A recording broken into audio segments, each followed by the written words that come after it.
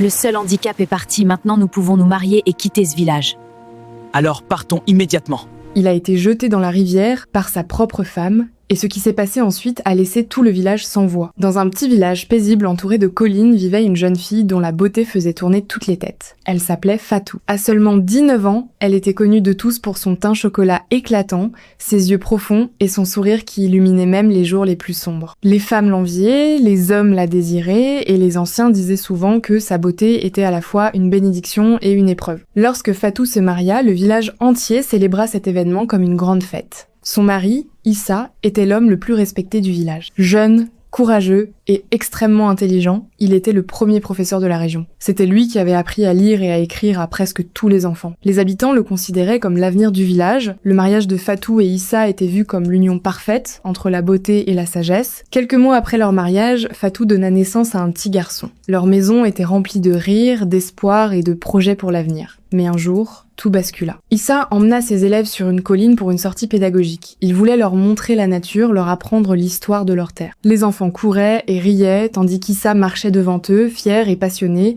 Soudain, son pied glissa sur une pierre humide. En une seconde, il perdit l'équilibre et tomba violemment en bas de la pente. Les enfants crièrent et appelèrent à l'aide. Quand les villageois arrivèrent, Issa était allongé au sol, incapable de bouger. Ses deux jambes étaient brisées. Après des semaines de soins, la terrible nouvelle tomba. Issa ne marcherait plus jamais. L'homme fort et respecté du village était désormais condamné à vivre dans un fauteuil roulant. Au début, Fatou resta à ses côtés jour et nuit. Elle le nourrissait, le lavait, le rassurait. Tout le monde admirait son courage et son dévouement. Mais au fond d'elle, quelque chose commençait à se briser. Les jours passaient, et la vie avec un mari handicapé devenait de plus en plus difficile à accepter pour elle. Un soir, seule dans sa chambre, Fatou se regarda longuement dans le miroir. Elle observa son visage, sa police, ses traits parfaits, puis murmura doucement qu'elle était trop belle pour vivre ainsi, qu'elle ne méritait pas une telle vie. Ces mots, personne ne les entendit, mais ils marquèrent le début de sa transformation. Dans le village, les hommes continuaient de la regarder.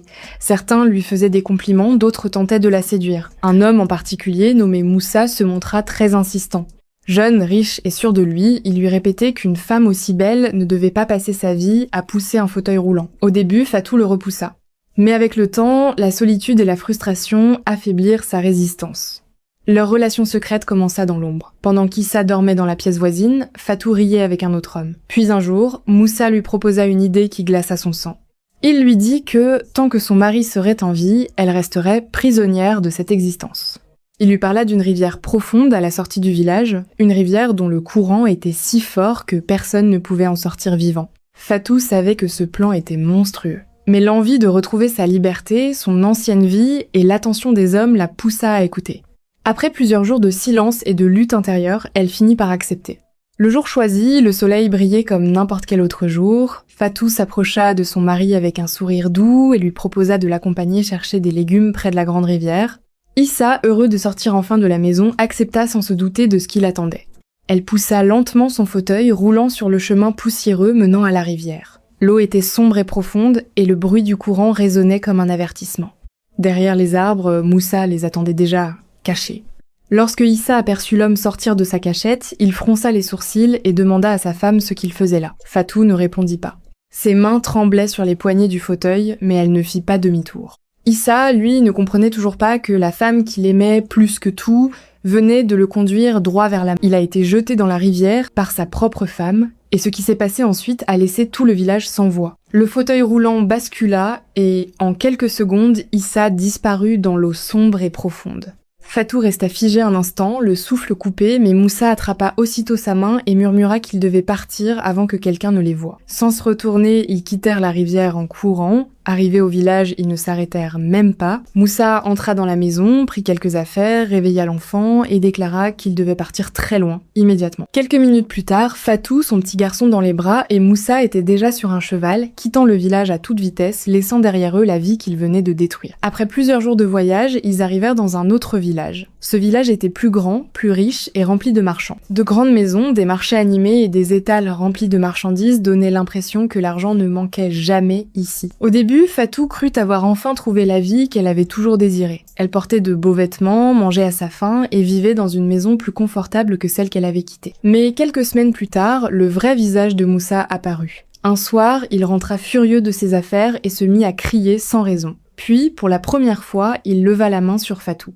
Les jours suivants, les coups devinrent presque quotidiens. L'homme qui lui promettait une vie meilleure se transforma en étranger cruel et violent.